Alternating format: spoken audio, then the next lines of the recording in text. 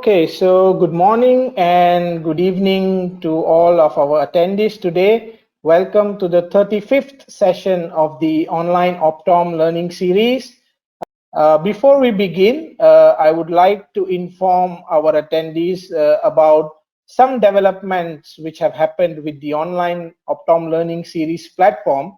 We have just been a very integral part and have collaborated with the Philippine Optometric Association and the Philippine Society of Public Health and Occupational Optometry. So not only we are now accredited with the Optometry Council of India, but we are also accredited by the Philippine Optometric Association. So that's a very good achievement, I would say, on our part, and we would like to thank all our speakers as well as the attendees for making this happen. So without further ado, let me just get into the topic for today, and I would like to take this opportunity to introduce to all of you for our speaker today. Today we have a very well-known scleral lens specialist, Dr. Stephanie Wu. She graduated from the Southern California College of Optometry, and then she continued and completed her cornea and contact lens residency at the University of Missouri. She is also a fellow of the American Academy of Optometry and a fellow of the Scleral Lens Society as well. She has authored the Gas Permeable Lens Expert column in the Review of Contact Lenses and has authored several articles for contact lenses and cornea section of the American Optometric Association. Currently, she co-authors the GP Insights column for the contact lens spectrum and is an active member in the advisory board for Gas Permeable Lens Institute. She is the past president of the Scleral Lens Education Society, which is a non-profit organization committed to teaching practitioners the art and science of scleral lens fitting. She has a private practice of specialty contact lens again, and it's known as the Contact Lens Institute of Nevada. I think those who follow her on the Instagram pages, I think her content is more towards educating patients, and I think all of us who follow her definitely enjoy her content. So we would like to welcome you, Dr. Stephanie, and she's going to talk to us about scleral lens basics in terms of what are scleral lenses and patient selection, and as well as she will talk about the basic fitting concept. So thank you very much, Dr. Wu, for joining us today, and I think I won't take much of your time. The time is yours. Thank you so much for those kind words, and thank you to SK Optics and OOLS for having me. This is really such an honor to be here. Teaching is such a passion of mine, and I really, really enjoy teaching students and other doctors about scleral lenses. It's something that I truly enjoy, and I enjoy it so much that really that's now all I do. My new clinic here in Las Vegas is completely dedicated to custom specialty contact lenses. So it's really exciting, and I'm just honored to be here. So thank you guys for listening. And yeah, tonight we're going to talk about just kind of the basics about scleral lenses. If there's any interest, I'm happy to present something more advanced later. But I think this will be a really good foundational webinar so you can kind of know the differences between scleral lenses and corneal gas permeable lenses, and kind of reviewing the good and poor candidates and just some of the basic fitting tips and tricks. So I hope this really, really helps you. So the first question is, what are scleral lenses? Scleral lenses are larger than corneal gas permeable lenses, so most of them are about 14 millimeters or larger. Most designs on the market vault the cornea completely, meaning that it doesn't touch the cornea at all. However, there are a few contacts on the market as far as sclerals go, corneal sclerals go, and those do bear slightly on the cornea and slightly on the sclera. Most of them, though, don't touch it at all. Something really important about scleral lenses is that you must fill the bowl with non-preserved saline. And that's because that liquid is touching the cornea and the ocular surface for many, many hours a day. So it's really important that you use no preservatives. Because scleral lenses have minimal movement and there's not much lid interaction, that's what causes them to be very comfortable. A lot of people look at scleral lenses and they think, wow, this lens is really large, but larger actually usually means more comfortable, and that's because there's not as much interaction with the corneal surface and it's nice and tucked underneath the eyelids, so it makes it very, very comfortable. Because of how large it is and the way that it bears the weight, it is very, very stable, and it centers on the eye really well, which has given us the ability to fit these really highly irregular corneas that maybe in the past we would have not been able to successfully fit, or it would have taken many, many different types of contact lenses to get an appropriate fit. So scleral lenses are truly amazing and have really kind of revolutionized some of the contact lens world. Here's a photo, so you can see on the bottom there, that's a traditional corneal gas permeable lens. So you might be familiar with these types of lenses. They're smaller, they rest entirely on the cornea, and they move with blink to get adequate tear exchange. Whereas the top photo, that's a scleral contact lens, and you can see how much larger it is. It's vaulting the entire cornea, and the weight is completely distributed on the white part of the eye, the sclera. So it's actually kind of funny because scleral lenses were actually the first type of contact lenses that were invented. And so some people that have been practicing optometry and ophthalmology for quite some time, they actually remember scleral lenses kind of in the very beginning stages. But the problem was in the early 1900s, they would make the mold of the eye. So that's what that picture is on the bottom left, where they actually took a mold of the eye so that they could make a perfect contact lens. But because it was made out of PMMA, there was absolutely no oxygen that was getting into the eye. And so that caused major issues with eye health. Also, they were more difficult to make, not as reproducible as some of the lathes that we have that cut the contact lenses today. So all sorts of issues, so they kind of went out of existence kind of shortly after they made their appearance. So scleral lenses first used in the late 1800s, early 1900s, but now the manufacturing process is way more reliable and reproducible. So the labs are really able to fabricate the lens a lot faster and with a lot more accuracy. It's also less time consuming, and patients are really responding very, very well to these types of lenses. Here's a few advantages if you're unsure of why you would select a scleral lens. These are some advantages over some of the traditional corneal GP lenses. So, of course, one of the main reasons that practitioners and patients go into scleral lenses is because of comfort. The edges are tucked underneath your eyelids, like we mentioned before, and there's no rubbing on the cornea, so it doesn't touch the cornea and the sensitive nerves there at all, or very minimally, so that creates a lot of comfort. Also, because they don't move very much, if at all, then that also contributes to some of the comfort. The scleral lenses have a larger diameter, so they're very stable and they center very well.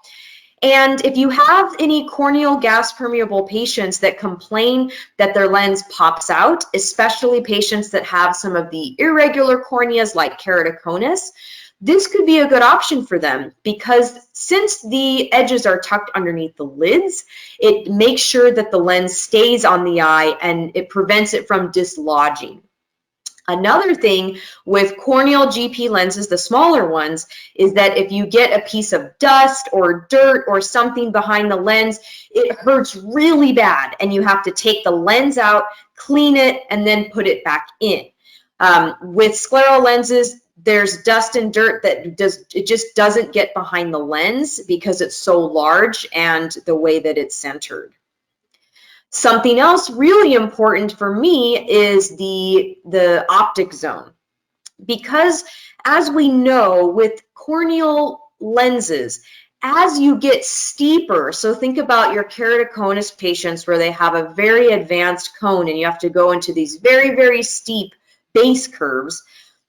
Typically what happens is that shrinks the optic zone, so they're not able to look through a larger optic zone for them to see as well. And a lot of them complain that they see glare and halos and things at nighttime especially. So with scleral lenses, you can actually have a larger optic zone, and many of them are customizable. So if you're finding that 8 millimeters is not big enough, you can ask for 8.5 or 9 millimeters, in some cases 10 millimeters. So a lot of the labs out there are able to actually customize the optic zone to be larger. One of the main reasons that patients will also use scleral lenses is not just to correct their vision, but for ocular surface disease such as dry eye. Because the scleral lens is filled with non-preserved saline, it acts kind of like a bath.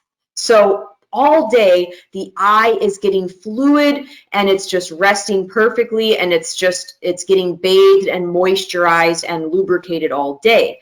So a lot of my patients have very, very severe ocular surface disease, and they have to use scleral lenses not just to see better, but because it helps their eye feel better and it's really good for their eye health.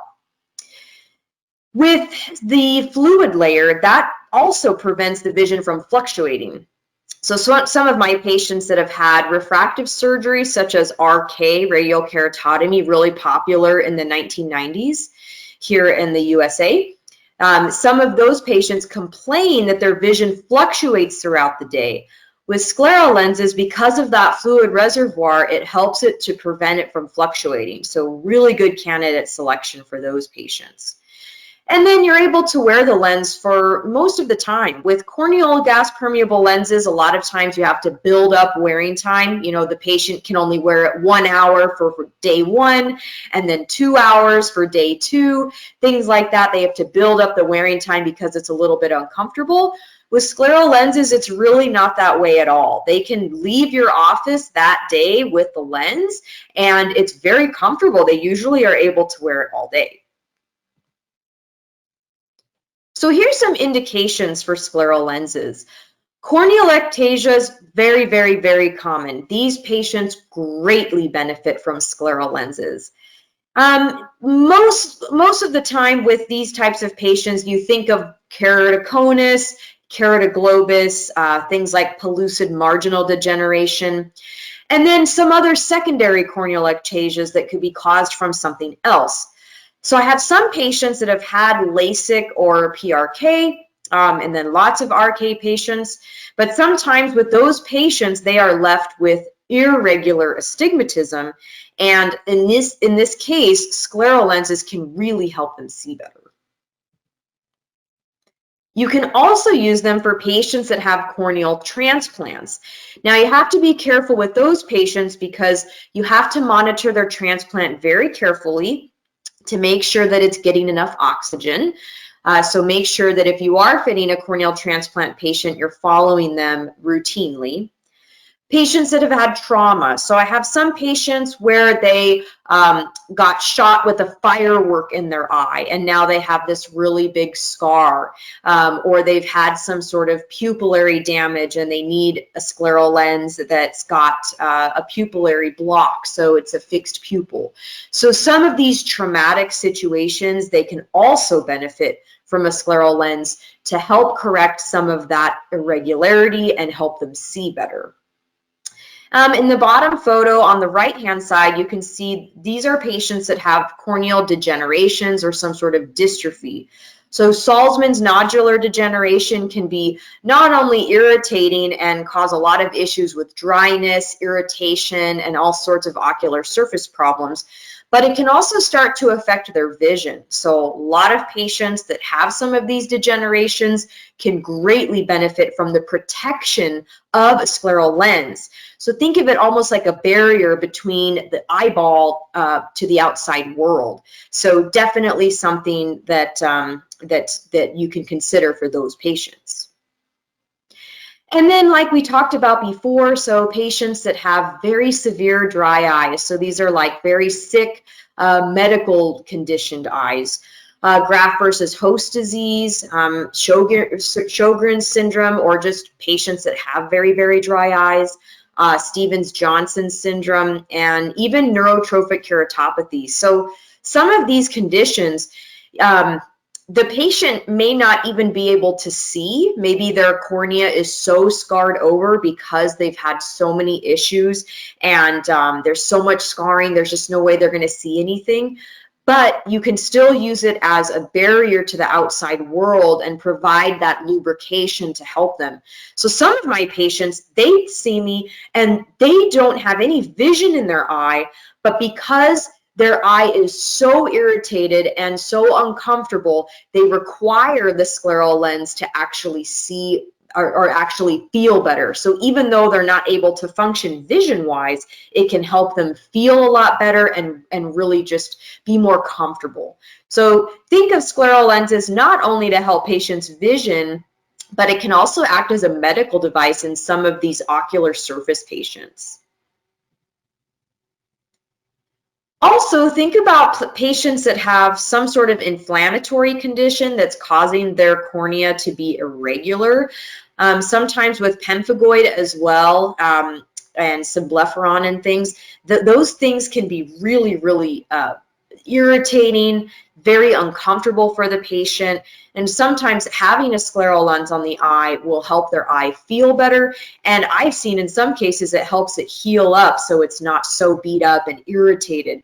So definitely something to consider, or at least talk to some of your other doctors about that may not know that there is an option like this out there.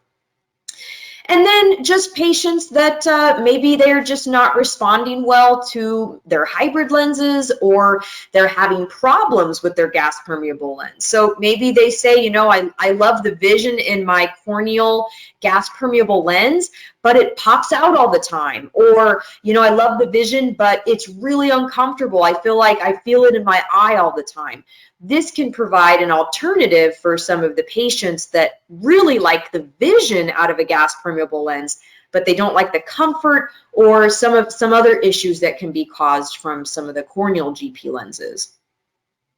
Other patients, if you've got a persistent epithelial defect, I've had several patients where we've tried lots of different things. We've tried medicated drops, gels, we've got them on warm compresses, we've tried amniotic membranes to heal their persistent defect, and in some of these cases they just will not heal, or they're very, very, very, very slow, so then it leaves you a risk of a secondary infection. So in some of those cases, by simply putting a scleral lens on and protecting the surface of the eye can allow some of those epithelial cells to heal. So if you have this persistent defect and you have tried absolutely everything under the sun, this could be an option for you and the patient. So now that we talked about patients that are good candidates, who are some patients that are poor candidates? And it's always important to know who is a great candidate, but also who is not a good candidate. So you've got to be really careful with patients that have had any sort of corneal surgeries. So patients that have corneal transplants, their eyes are definitely more delicate and fragile, and sometimes their endothelial cells are not functioning at the maximum effort. So if you do have access to a specular endothelial cell count, or you can refer them to somebody so that they can get one done, that really helps, because then that allows you to maintain a good baseline so that you can monitor over time and see if the scleral lens is causing any damage to the endothelial cells. If you do have a lot of edema, that can greatly cause major problems with the eye, so you'll want to discontinue scleral lenses and go with a different design. But best advice is get the image first so that you know what you're dealing with and know if they are a good candidate or not. If they have lots of guttata and they don't have a healthy endothelium and their cell count's very, very low, they may not be the best candidate for a scleral lens. So that's something that you do need to monitor.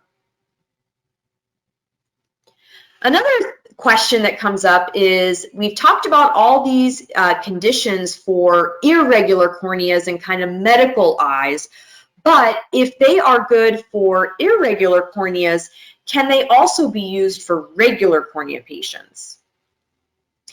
So we just talked about all of the indications for basically medically necessary eyeballs, but it's important to know that scleral lenses can also be used for patients that have relatively normal corneas.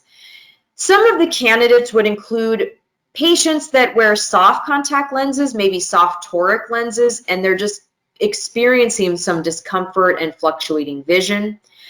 People that have really high refractive errors or very, very large amounts of astigmatism. Now, you could put them in a corneal gas permeable lens, but sometimes the patient won't tolerate it because of the comfort. So that's just something to consider as an alternative option or as a backup.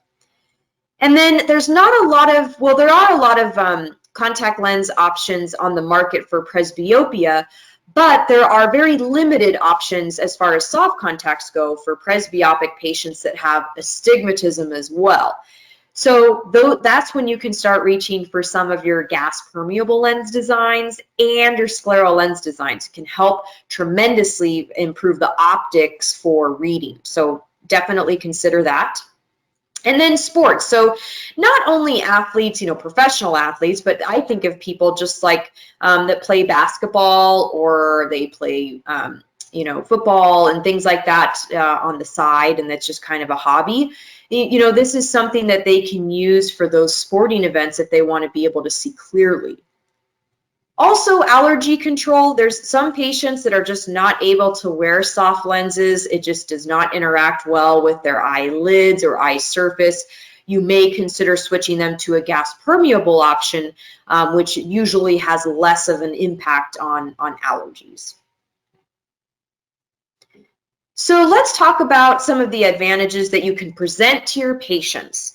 So if you determine that the patient's a good candidate, you can tell them that you can expect your vision to be very good. So it is very similar to a gas permeable lens if they're already in one. And then in some cases, it can be even better. So especially if they're maybe in a soft contact lens and they've got irregular astigmatism, or maybe they're in glasses, their vision will be actually better than that with the scleral lens. The lens is very stable, so it doesn't go anywhere. It doesn't pop out of the eye, so a lot of patients are concerned about that. They're very comfortable. That's very important to discuss with patients, because a lot of times they want to see better, but they also want something that's comfortable. So important to also recognize and explain that to them. You can also improve the dryness in their eyes, especially for those patients that we discussed that have medical conditions. And it offers protection. So patients that do have some of these medical eye conditions can really help protect their eyes and be like a barrier. So now let's move on to how to fit a scleral lens. First, what you're going to do is prepare the lens. So we're going to show you a video on that, how to prepare the lens in office. Then you are going to fill with preservative-free saline and sodium fluorescein so that you can evaluate the lens. Then you will insert the lens onto the patient's eye, assess the lens fit, remove the lens, and then finally order. So here's just a video of me just preparing a lens. So you take it out of the case, and in many cases the lens is dry. So in this case, I was taking it out of a dry case, and I'm using solution to get it very, very clean, and so that way it's ready to go onto the patient's eye after you rinse it off. You always want to rinse it off with saline, non-preserved saline, things like that. In this case, I think it was like a saline eye wash. But you never want to use tap water because of the risk of eye infections from things like acanthamoeba and stuff. So then you're going to use some conditioning solution. This is just a little trick. The BioTrue here in the United States is a soft contact lens solution, but sometimes it can help make the lens a little bit more wettable, which is good for diagnostic fitting so that you can get a good over refraction. Next, you place the lens onto the plunger, and then you fill with non-preserved saline. And I like to fill it about halfway, and then I take my sodium fluorescein strip and kind of swirl it around until it's bright yellow. And then you finish it by completing the filling of the lens to make sure you have enough solution. You want to make sure you have a lot of solution in the bowl of the lens in case any of it falls out when you're inserting the lens. So there are a lot of different ways to apply a scleral lens, so I'm going to show you a few examples. And make sure you fill the lens completely like in the video, and you have to use preservative-free solution. Here's some examples that are available in the United States. I'm not sure what's available in other parts of the world, but most commonly there's a preservative-free sodium chloride inhalation solution that we just order from the pharmacy. We write them a prescription, give that to them. We also have a product called LapraPure. It is a buffered preservative-free saline solution that's available here for patients. Most recently, on the top right, there's something called Neutrophil, which I really, really like. This is a product that not only has non-preserved saline, but there's other electrolytes that have been added in, such as magnesium, calcium, phosphorus. So that is definitely something that my patients really, really like. If you are interested, I think you can just go to Neutrophil.com to order some, or your patients can do that. But I have found that it's working really well because of the added electrolytes. On the bottom, there's Scleral, that's been around for a while. And then for patients that need something a little bit more viscous that's still preservative-free, these two, the Refresh Celluvisc and the Oasis Tears, those are products here in the United States that are still preservative-free, but they're thicker, almost like a liquid gel, and that helps patients so they're not spilling the solution so much. Really good for patients that experience fogging throughout the day. So those things that are a little bit more viscous can really, really help. This is just a picture of one of my patients that was filling his scleral lens with the conditioning solution of his gas permeable lens. And so I had to explain to him that you need to use non-preserved saline because it can cause these little dry spots and toxic spots over time, which is exactly what was happening. So here's a video on insertion here. To apply a scleral lens, tuck your chin into your chest and look toward the floor.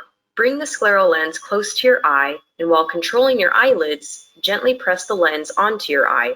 When you feel the liquid, that means the lens is close, but continue to push a little more until the lens is properly in place. After, gently let go of your eyelids. If the cool sensation of the liquid causes a blink reflex, you can try placing an unopened vial of preservative-free saline under warm water to increase the temperature of the liquid. Then, fill the lens with the warm saline and insert as normal. To apply a scleral lens, tuck your chin in. So here's a few different ways to apply a scleral lens. So the first way is the most common, which is what we just watched in the video, and that's with the plunger. And this is the first technique that I show my patients. But as you can see, it can be a little bit cumbersome because she's using basically all the fingers on her in one hand to control the plunger. So that really only allows one hand to control the eyelids. Here's another little tool here. This is just an O-ring. It's just a little rubber plastic ring that you can get at a hardware store. Another option is like a dental ring from you can just order those online, and those are disposable. You could just throw them away. But it gives a little bit of a balance. So you can see that now she's only holding it on one finger. So that allows her other fingers on her left hand to be able to control her lower eyelid. So it just gives more option kind of to help control the lids. This is something called the Easy Eye. I posted about this on my Instagram a couple days ago. I really like this product.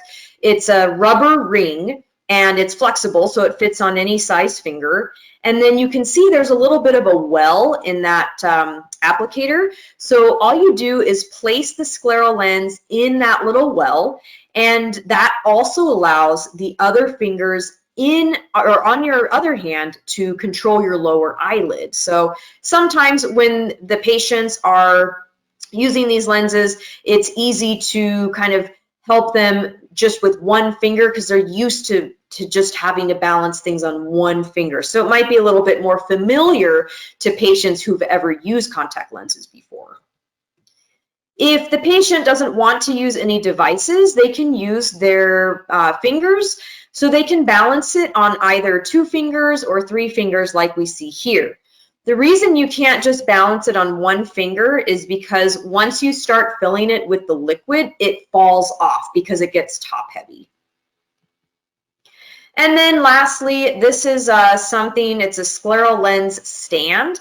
This is for patients that have a really hard time getting the scleral lens in. And you can see that this allows the patient to use both hands to control their eyelid. And all they have to do is kind of lower their head and their eye down to the scleral lens stand. You can get creative with this, and you know, one of my friends, Dr. Tom Arnold, I think he posted a video or a picture of somebody just cut a little hole on the bottom of a styrofoam cup, and then they just put their plunger in there, and they essentially were doing the same thing. So he called it the poor man's scleral lens stand. So this device costs a little bit of money. So, but you can get creative and kind of make your own at home if you need to have both hands available. So how do you remove scleral lenses? Well, the best way to remove them are with a suction cup or, you know, small plunger. So what you'll do is you'll want to squeeze the suction cup if you have one that has a hole in it. If you don't have one that has a hole in it, you just wet it a little bit with a little bit of liquid. And then you want to make sure that you're applying it underneath the line of sight. You don't want to put it right in the middle of the lens because it will be really hard to remove. So make sure you're a little bit off center. And you can kind of twist and pull the lens out. That can also help break up the suction. So here's a video. We're just going to kind of go over scleral lens removal here. Be sure to wash and dry your hands before attempting scleral lens removal.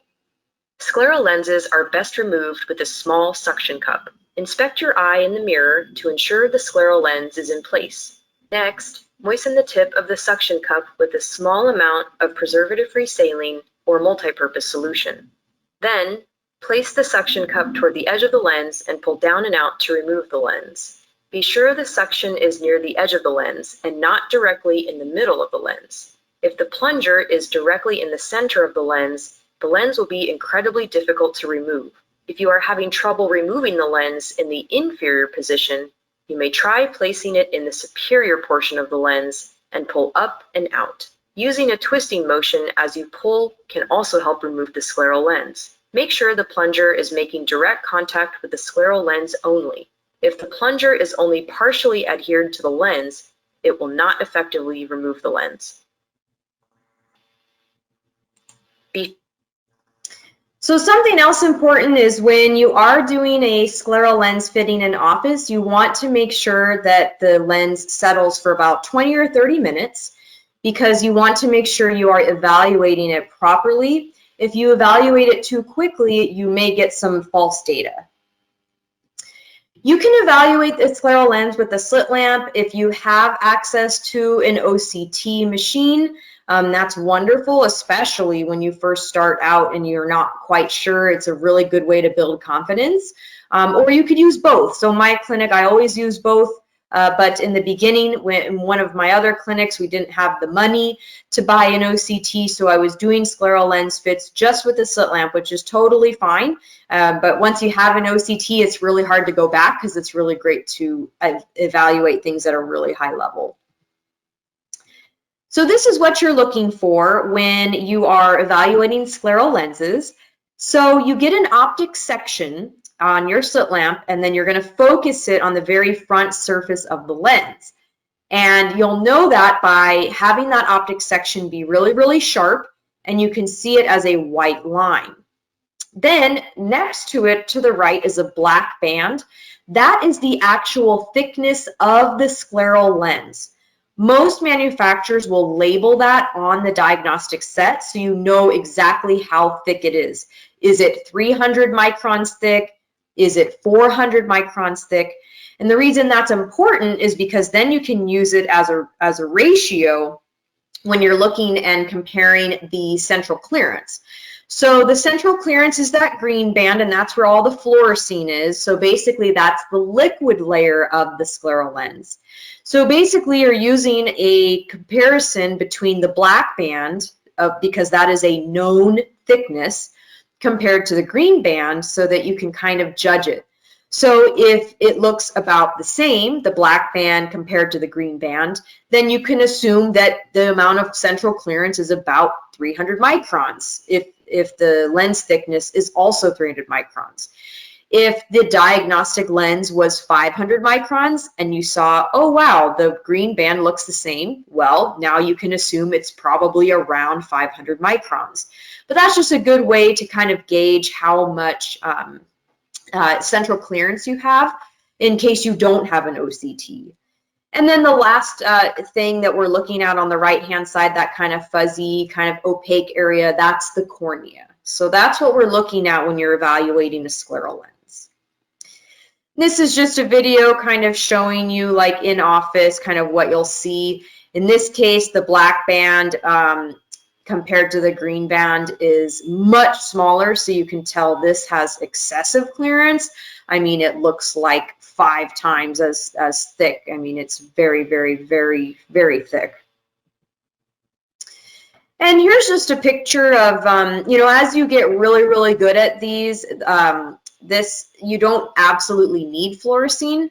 So in this case, we've got the same thing, the white band here, that's the front surface of the lens. The black band, once again, is the actual thickness of the scleral lens. And then this next black band is the actual clearance, that layer that normally would have fluorescein, but because this is a patient that's come in for their follow-up, that's why it's not lit up. And then again, this is the cornea. So once you get really good at evaluating scleral lenses, sometimes you don't even need fluorescein to analyze it, but I would highly suggest using it in the beginning until you get more comfortable. So if you don't have an OCT, totally not necessary, but I always like to use an OCT to evaluate the clearance just to see what's going on and double check my work. So what we're looking at, the yellow arrow is the actual scleral lens thickness. So from this line to this line is the actual scleral lens. And then the orange arrow from here to here is the corneal thickness. And so what we're interested in is the area that's in between the scleral lens and the cornea. So that's represented by this blue line. So basically that's the central clearance. That's what we're looking for to see how much fluid is between the eye and the scleral lens. Here's an example of an OCT with a patient that has no clearance. So you can see here's the front of the lens, here's the back of the lens, and then here's the cornea. So there's absolutely nothing in between. So this obviously needs to be changed. And here's a cool photo of from my friend Dr. Carlson. So you can see that you might be fooled if you were just kind of looking in and with the slit lamp and it looks pretty good because from here to here that looks great. All the way over here looks really good, but look at this area where it's actually touching the scleral lens. So that's kind of somewhere where OCTs can come really handy. Sometimes it just doesn't. You don't see it, especially in the beginning. So yeah, just something to look at if you do have an OCT. And this is just a quick photo. So if you do use fluorescein when you're evaluating scleral lenses, you can look with your cobalt blue filter right away to see if you have any central touch. So if you have central touch, this is represented kind of by this dark spot here. And that would mean that we definitely need to increase the sagittal depth of the lens and get that off of this area. This looks great because it's all green. We don't see any black spots at all. So we know that, okay, good, it's not touching the eye at all. That's wonderful. So next, after you've identified and looked at the central clearance, now we want to look at the limbus. And if there is compression at the limbus, that could damage those very, very precious and delicate stem cells. And you still evaluate it the same way with your optic section and make sure that you are getting a full amount of limbal clearance. Here's a patient that has really good central clearance. So you can see there's lots of fluorescein here, and that's looking good. But you can see this black ring that's kind of surrounding the limbal area. And that's indicating that there is touch there. So we definitely need to make some modifications to this lens and lift that off of it. Otherwise, it could cause long-term damage. The conjunctiva is the last part. So you're kind of the inside-out approach, looking at the central clearance, then the limbal clearance, and then lastly, you want to look at the edge. This is a photo basically of really good edge alignment. So you can see with the edge of the lens, you can see these blood vessels that are going underneath the lens perfectly. That looks really, really good. Even some of these fine blood vessels on the superior area here going over the limbus look really good. They're not getting compressed at all. Here's an issue that you might see, and you'll see this a lot if you are fitting scleral lenses, is this edge is too tight.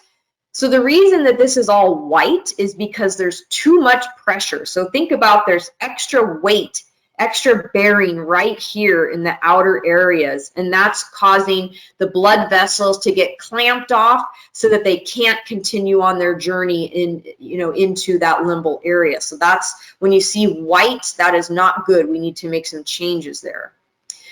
Just a couple other photos here of patients that have excessive edge steepening. In this case, we want to flatten the edge to lift that off of the eye a little bit more to make that more healthy. Here's what you can see if you do have an OCT. So you can see the edge of the scleral lens here. So that's represented by this black piece. This is the actual scleral lens. And then this kind of yellow, orange, red area is the actual conjunctiva. But you can see that because the edge is kind of digging in here, the conjunctiva is kind of billowing over. A better fit would be if this piece was landing perfectly and kind of just resting on the surface of this kind of colored area. Here's an example of edge lift. So you can see this is the edge of the lens, and this little black piece is a little pocket of air. And it's kind of hard to see, and even now to this day, it gets more difficult for me.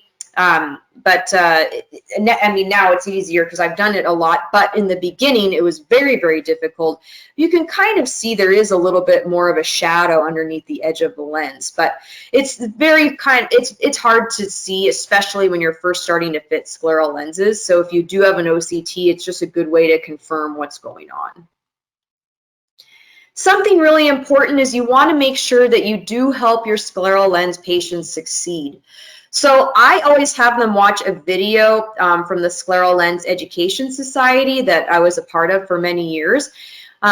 It's a great video. It's about, I think, 10 minutes long, and it goes through basically everything about scleral lenses, what they are, how to take care of them, how to put them in, take them out. And it's just a really good, informative video, free. It's on YouTube. You can find it there. Or you could go to the Scleral Lens Society website. It's on there. But I have all my patients watch that before we do their training so that they know what we're going to be doing.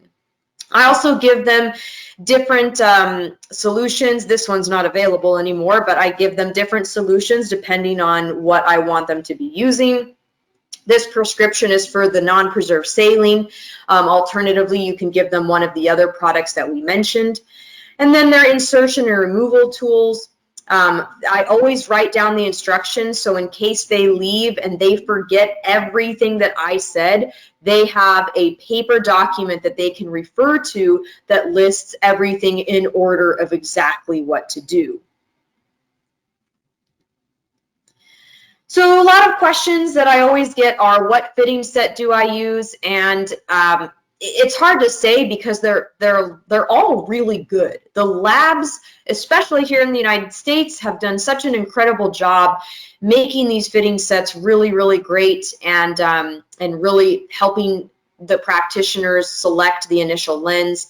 And so if you do use a laboratory already for your gas permeable lenses or specialty lenses, you may want to ask them if they have a scleral lens fitting set, because if they do, it's really easy because you already have an account with them. If you're not fully committed to scleral lenses, you can ask to borrow it or get a loaner set. That's what I did when I first started because I had no money.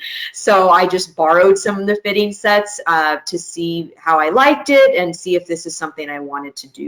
So yeah, definitely something to ask your lab about. Or some of the people on this conference, or Instagram and things, you might want to ask some other eye doctors in your area. They might have some suggestions as well. And just a quick case report, and then we'll take some questions. So I had a 57-year-old white male that arrived for a contact lens consultation, and he's had keratoconus for over 20 years. He currently wears corneal gas permeable lenses, but he complains that the lens falls out all the time. It's always popping out. With his gas permeable lenses, he does see 20/40 in each eye. So you can see there is definitely some steepening on the cornea, and then he definitely has some scar tissue as well from the gas permeable lens fitting, and with keratoconus patients that can be an issue. So I got the largest sagittal depth lens in my kit, which happened to be base curve 17.18 and 16.5 diameter, sagittal depth 6.338. But then this is what I saw. And with that black area, we know that it's touching. So I have to definitely move on to something higher. But that was the largest fitting set in the kit. So what did I do? So then I had to change to a different set that had a larger diameter. So a lot of times when you increase the diameter, that can also increase the amount of sagittal depth. So with just changing the diameter, going just, from a 16.5 to a 17.5, which doesn't seem like a lot, but in this patient's case, it made a huge difference. So just a little key pearl, if you get to your fitting set and you're like, oh my gosh, I can't get anything to work, if you have an option where you can go a little bit larger, then that can also help improve the sagittal depth. So in conclusion, scleral lenses, they're such a great option for not only regular patients, but of course our irregular corneas and ocular surface disease. They're very, very comfortable. They provide incredible vision, very, very stable, very well centered. And it's just given us the opportunity to be able to fit these really highly irregular corneas that we weren't able to fit once before, or it was very, very difficult to fit those patients. So really taking it to the next level. There's lots of incredible new technology that has been able to help us fit scleral lenses very, very accurately. In my practice, I've got some really cool things like corneal scleral topography, eye print, all these really cool things that have really taken scleral lenses to the even next level for patients that need things that are even more custom. So I absolutely love scleral lenses. They're a huge part of my practice. I love educating doctors about them, and I'm happy to take any questions that you guys have. Okay, so I think, thank you very much. First of all, I think it was a very brief and a very clear idea what you have shared across when it comes to, scleral lens fitting and who you need to select as your patients. And I think it was very informative. Let's just help you to read out some questions. Some of the questions are actually in terms of fitting related as well. Let's see if we want to take those as well today. So the first question here is, it says that you mentioned about increasing the optic zone diameter. When do you want to do that? Yeah, great In what question. categories? Yeah, so optic zone, basically that's the piece of the lens that the patient is looking through. So if the patient is complaining that they are getting some glare or some halos or some starbursting, especially at nighttime, that could mean that their pupil is getting larger at night and it's getting into some of the outskirts of the optic zone. So if you have an optic zone that's only 6 millimeters or 7 millimeters wide, and their pupil gets to 8 millimeters or 8.5 millimeters, they are then going to be outside of that optic zone. So if you have patients that are complaining about some of those things, especially at nighttime, it's a good idea to increase it. Okay. And in terms of fitting assessment, we have seen that the central volt, the limbal volt, the edge lift and the landing zone, these are the 4 important key points what we need to document. Is there anything else which would be required, or according to you, these 4 assessments are sufficient enough?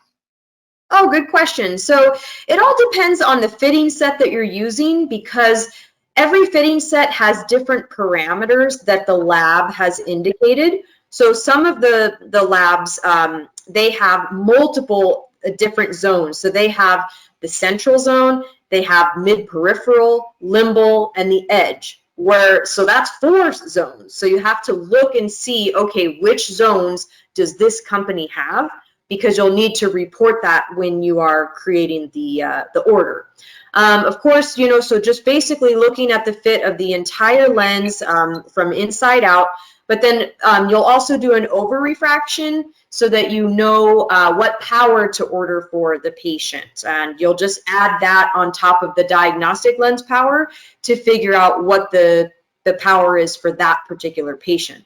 But other than that, those are the only things that you really need before you can submit an order. Okay. And the next question is about the volt. So as scleral lenses, volt increases the corneal power, probably in terms of astigmatism. Then what should be the purpose of toric scleral contact lenses? Okay, so depending on the issue, so if all of the astigmatism is because of the front surface of the cornea, then theoretically there would be no more astigmatism that would show up. So you would just need a spherical lens.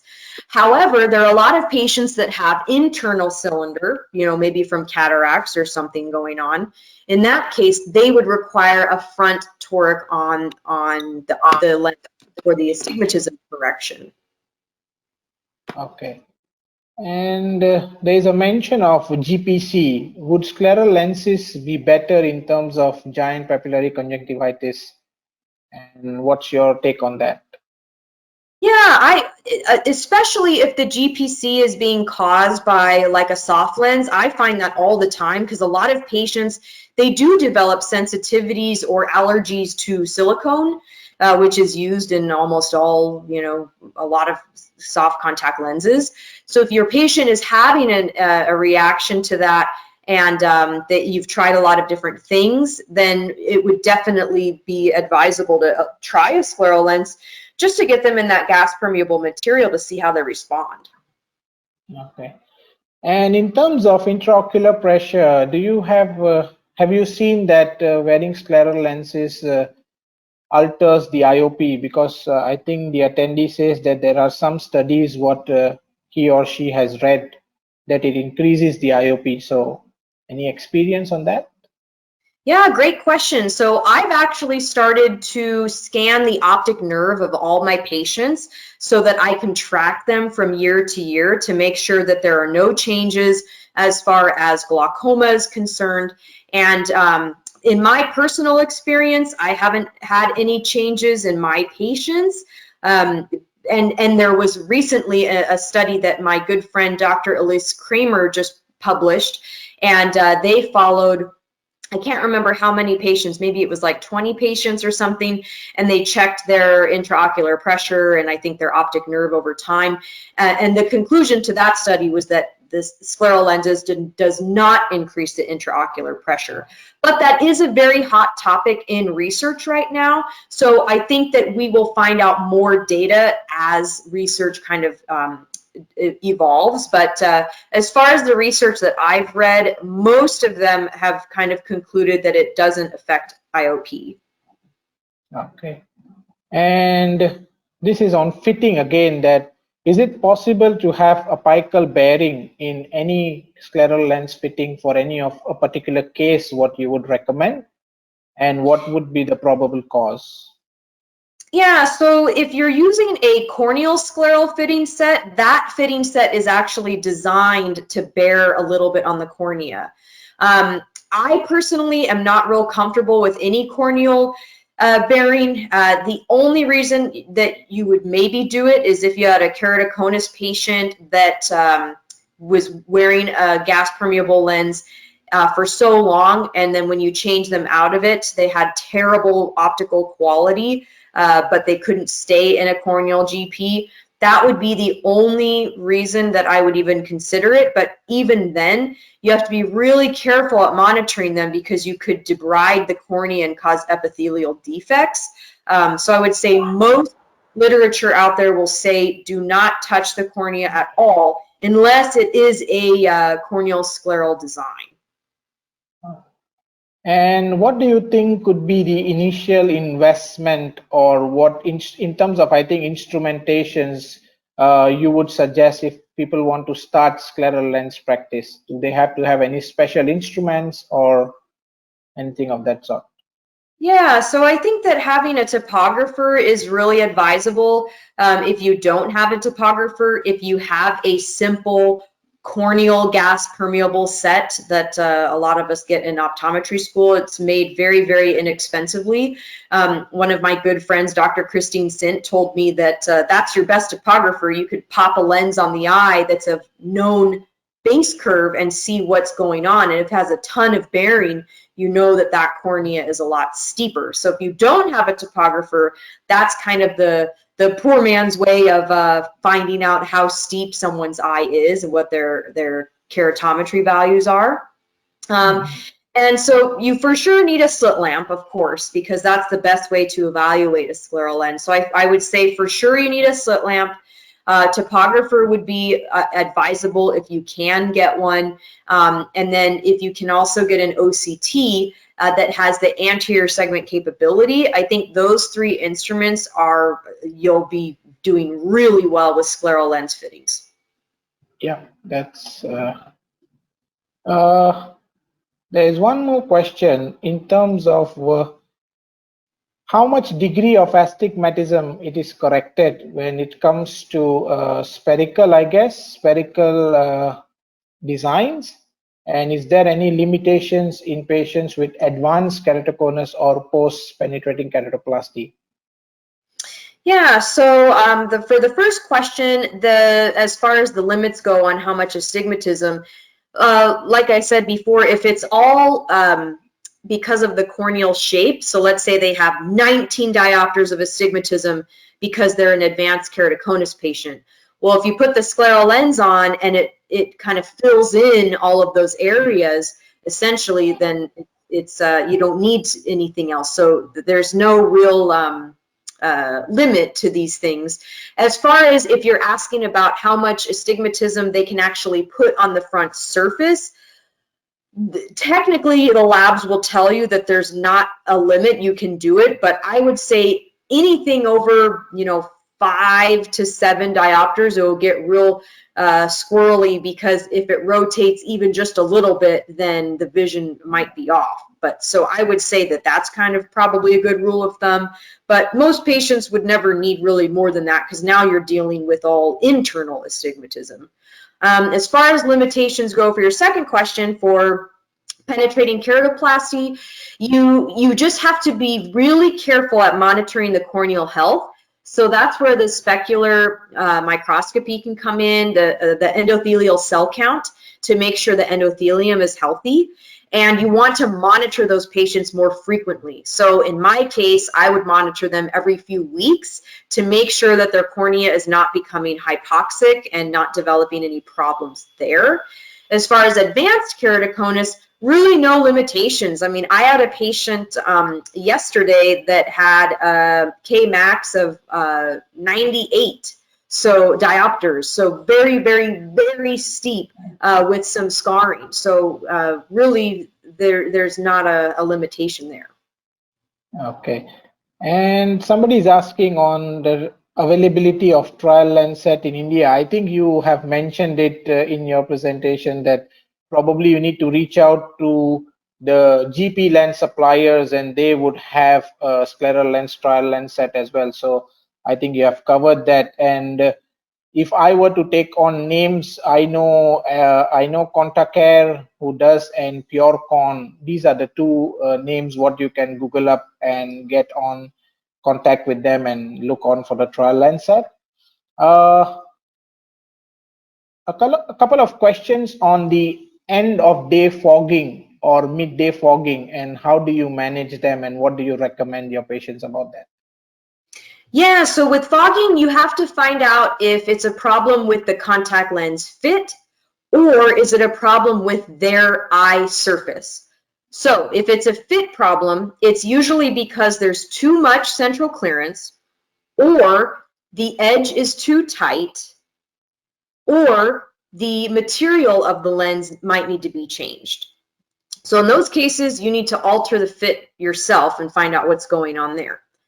In the other case, if the fit of the lens is perfect, then you need to start evaluating the health of their eye as far as their meibomian glands. A lot of these patients have dry eye, so they need to get treated for that. They might need to go on medicines to help with dry eye, or get on a better routine of managing their meibomian gland dysfunction.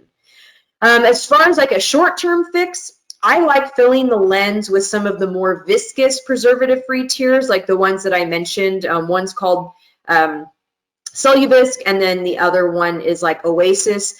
But those are preservative-free saline that is more like a gel. That can help significantly. So if you have that available in your country, some sort of non-preserved saline, kind of like a gel or like a tear, that can really help. Okay. We'll take a couple of questions. There are a lot of questions, but I think we'll take just a couple of them, and we'll see how to handle the others later due to the short of time as well. The one more important question I feel is, how would you select your initial first lens of choice for irregular corneas? And Excellent. Would you attempt a corneoscleral lens trial anytime?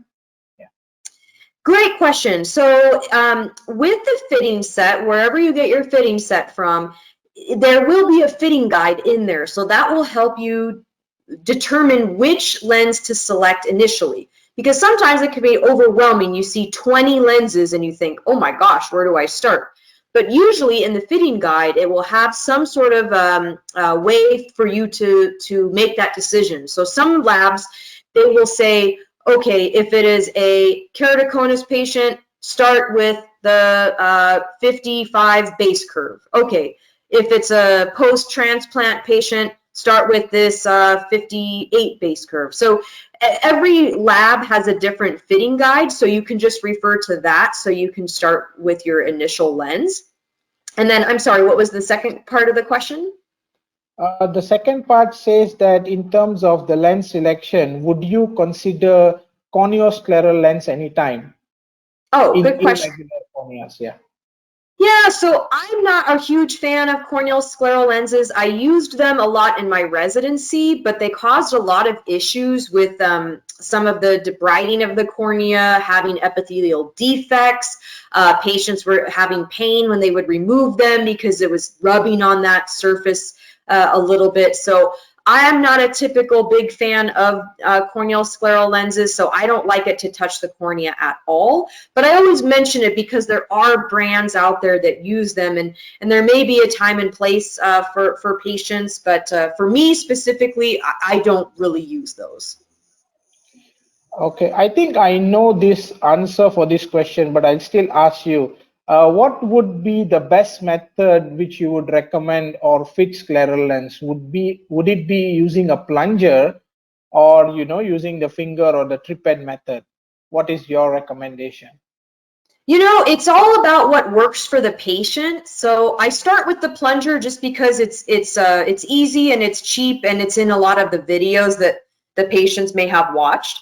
So we try that first, and if I can see they're struggling because they're having to use their hand and tried only to have one hand to control their lids and one hand to hold the plunger, then I really like having them use either that Easy Eye applicator or the O-ring, something where they just balance it on one finger, because then that can be a little bit easier for them to use their other fingers to hold down their lower eyelid. And then there's just some patients that they don't want to use any devices because they want to know how to put the scleral lens in without anything. And in that case, you can use your little tripod method to insert the lens. Yeah, because I know seeing your Instagram, I think you are a fan of plunger assisted methods first, and then you would, recommend that. And I think that's a very important thing what you mentioned, because patients have already seen, nowadays patients look up on the Google or on the YouTube and they come to you, and most of the videos have the plunger in. So they are used to seeing that plunger. If you don't probably introduce them, they would not be feeling comfortable with you, right? Right, exactly. Yeah. There's one question regarding the case which you shared with us today. In terms of increasing the diameter of the lens, would the scleral toricity play a role when you increase the diameter? So would that have to taken into consideration? Yes, that's a very good point. So as you get larger and you get into these larger diameters, the scleral toricity increases, and that's just something that we know from ocular anatomy. So as you get larger, you will have to start incorporating more of that toric peripheral curve. However, a lot of the fitting sets nowadays already account for that. So most of my scleral lens fitting sets now, if we get into those larger diameters, they already have the scleral toricity built into it. So it kind of accounts for it already. But if you are noticing, oh wow, I'm really seeing some issues, then you can just let the lab know that you need to add more toricity because you might be seeing blanching. Most of the time it would be at 3 and 9, so in that horizontal meridian. But yes, that's right. As you get larger, you will have to start incorporating more toricity. Yeah. Okay, I think we have taken most of the questions, and some of the questions I didn't take it because it was more towards the clinical fitting aspect of it. We'll see how to take them later in our sessions in the future. The one more question, which is my personal question, I would just like to add on. Do you prefer? I know you said that you want to fill in the fluorescein before you put in the lens on. Is there any time where you don't put in the fluorescein first and you put in the fluorescein later to check if there is any tear exchange? Would you prefer to do that sometimes? Absolutely. So whenever the patient comes in for their follow-up, they usually have worn the lens for several hours. And so they come in and they're not wearing, there's no fluorescein at all. But what I like to do is I like to paint on the fluorescein on the surface, and then I immediately look at it with the slit lamp to see what's going on. Because if I look in there and the fluorescein is filling up in that tear chamber right away, we know that, oh, wow, there's either maybe some edge lift somewhere. Maybe we need to add a little bit more toricity because it might be too flat in some areas, and so it's filling the bowl really quickly. And then alternatively, if you look and you're evaluating it and you don't see any fluorescein getting behind the lens, then you know that, ooh, maybe the lens might be a little bit too tight. They're getting no tear exchange at all. So yes, I definitely think adding the fluorescein later on when they come in for their follow-ups, that can also be a very, very good troubleshooting technique as well. Okay, I think, yeah, we have taken up most of the questions. Yeah. Thank you very much, Dr. Wu, for taking out this time, and we would see if we can have you in the future sessions as well, and we would take up that further on. So thank you very much again from the whole team Online Optom Learning Series for accepting our invitation and being the part of this. You're welcome, and thank you for having me, and I hope you guys learned a lot, and I'm happy to be back anytime. I'd be honored. Okay, thank you very much. I think there are a lot of compliments, and everybody is thanking you for the informative session, and they had a wonderful learning session. I'm just combining all their thoughts. That's wonderful. Well, you can always find me on Instagram if you have any specific questions. I'm happy to answer them. You can message me anytime. Yes, definitely. So thank you very much. I'm just going to share my screen. Okay, so yes, tomorrow we do have a session, and tomorrow is a session by an optometrist come eyewear designer. So he has done a special course in designing eyewear, and he's gonna talk to us about the opportunities in eyewear designing. He's Optom Chirag Gajjar, and he's from India. So please tune in tomorrow. It's 11 a.m. Indian time and 1:30 p.m. afternoon Malaysian time. I hope I'll see you all tomorrow during the live session. Until then, stay home, stay safe, and take care. Bye-bye.